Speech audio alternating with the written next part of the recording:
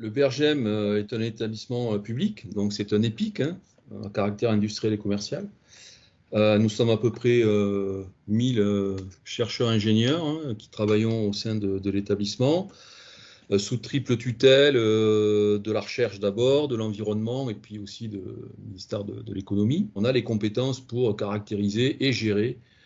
tout le sous-sol, en fait, hein, que ce soit au niveau des ressources, des risques et de la connaissance des infrastructures géologiques. Un élément qui est assez novateur, qui est l'élaboration d'une plateforme qui puisse mettre en relation tous ces phénomènes, qui sont les phénomènes de glissement, d'érosion,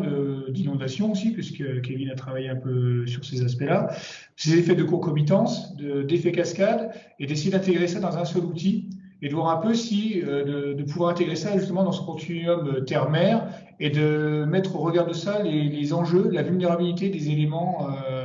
humains, que ce soit le bâtiment, que ce soit les infrastructures, ou enfin ce genre de choses, quoi. Et c'est un peu un projet d'entreprise, c'est-à-dire qu'elle est destinée à capitaliser déjà en interne BRGM un certain nombre de modèles, d'algorithmes qui permettent d'évaluer le risque, l'aléa et puis le risque, hein. C'est un outil qui est basé à la fois sur un module de développement, ce qu'on appelle un GitHub, où les développeurs peuvent déposer des algorithmes de calcul, d'estimation de l'aléa, d'estimation de vulnérabilité et de risque, hein. Et à la fois un moteur qui permet on va dire, de créer ce qu'on appelle du web service, c'est-à-dire de gérer les interactions entre un utilisateur et les moteurs de calcul. Et l'originalité de la plateforme, c'est que du coup, avec cette architecture qui est assez innovante, elle permet d'être appelée par n'importe quel serveur. Et donc, toute personne qui est habilitée à s'y connecter, moyennant qu'il ait l'autorisation avec un login, un mot de passe, peut arriver sur ce qu'on appelle un front-end, hein, un écran d'accueil. Il peut se connecter sur des projets. En l'occurrence, il y aura un espace projet Ricochet, voilà. Et du coup, avoir accès à un certain nombre de traitements, de réalisations qui ont été réalisés dans le cadre du projet, voir un petit peu les données qu'il y avait au départ pour faire telle ou telle cartographie du risque, quels traitements ont été utilisés et du coup le rendu final sous forme de carte. Déjà, le BRGM était en charge de la tâche 6, de l'élaboration de la plateforme. Ça, c'est la tâche principale qu'avait le BRGM, enfin qu'a le BRGM au sein du projet. Après, nous sommes impliqués au niveau de la tâche 3, qui est l'analyse des enjeux de la vulnérabilité, pour la simple et bonne raison que, en fait, le BRGM a déjà travaillé sur certaines approches et qu'il y avait une volonté en fait d'améliorer ces approches d'analyse de la vulnérabilité. Sur la tâche 5, le BRGM est impliqué sur l'analyse des phénoménologiques, notamment sur l'érosion et sur les glissements de terrain,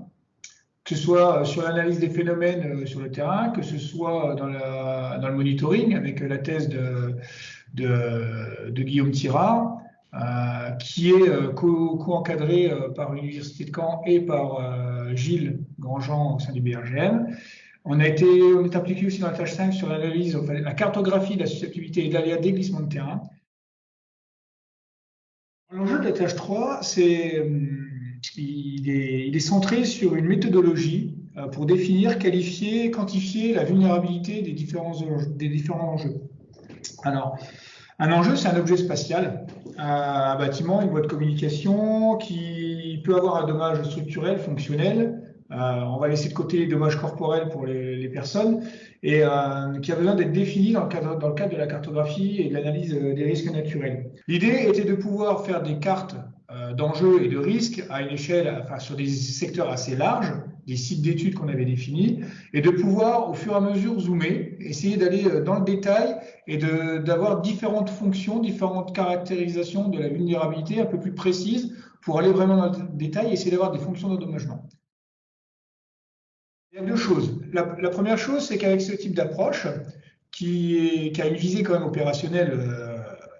au final, c'est qu'on essaye d'aller vers du quantitatif. On essaye de quantifier les enjeux, pas que de les qualifier, mais vraiment de les quantifier par rapport à certains types de phénomènes. On va dire de manière générale, en France, quand on travaille sur les risques naturels, on va faire des cartes qualitatives d'enjeux, des cartes qualitatives des aléas. Ces cartes, elles sont faites pour l'aménagement du territoire, pour protéger les habitants, et elles sont faites à dire d'experts. C'est-à-dire l'expert, s'il a plus ou moins d'expérience, va se dire qu'il y a plus ou moins le phénomène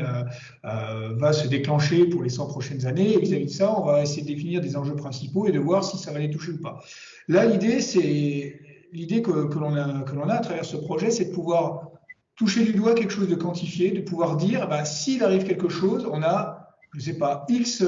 pourcentage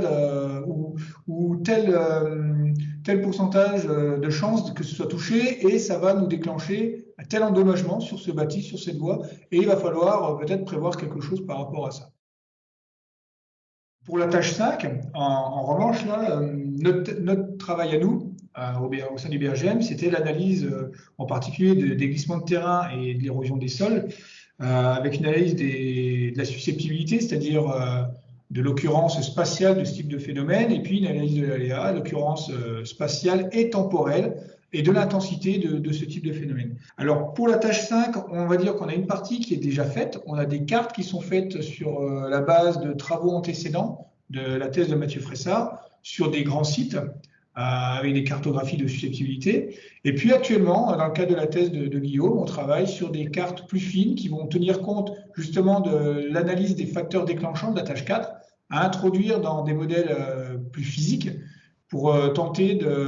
d'élaborer des probabilités de rupture, de glissement de terrain, et de pouvoir ensuite les intégrer dans la plateforme et de pouvoir faire des scénarios par rapport à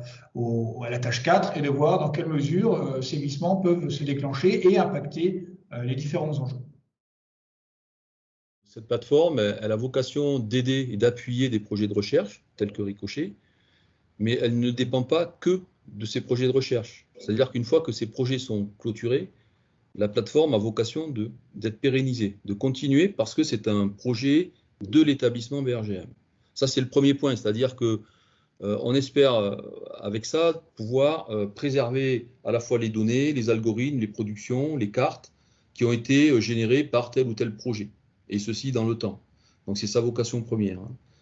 Le deuxième intérêt, c'est que chaque algorithme rentre dans une sorte de bibliothèque, c'est-à-dire qu'une fois que les données de base du calcul sont stockées et qu'une carte de risque a été élaborée en utilisant telle ou telle méthode, eh bien, si d'autres méthodes sont disponibles ou ont été développées dans le cadre d'autres projets, de ANR ou européens par exemple, ben, on pourrait les tester dans le cadre, par exemple, de la Normandie. Cette plateforme qui va être élaborée, elle va être véritablement quelque chose qui va unifier, qui va essayer d'unifier les pratiques et de pouvoir comparer différentes approches dans le cadre de la cartographie des risques, chose qu'on ne fait pas actuellement, et de pouvoir justement aider les différents acteurs qui travaillent sur ces aspects-là.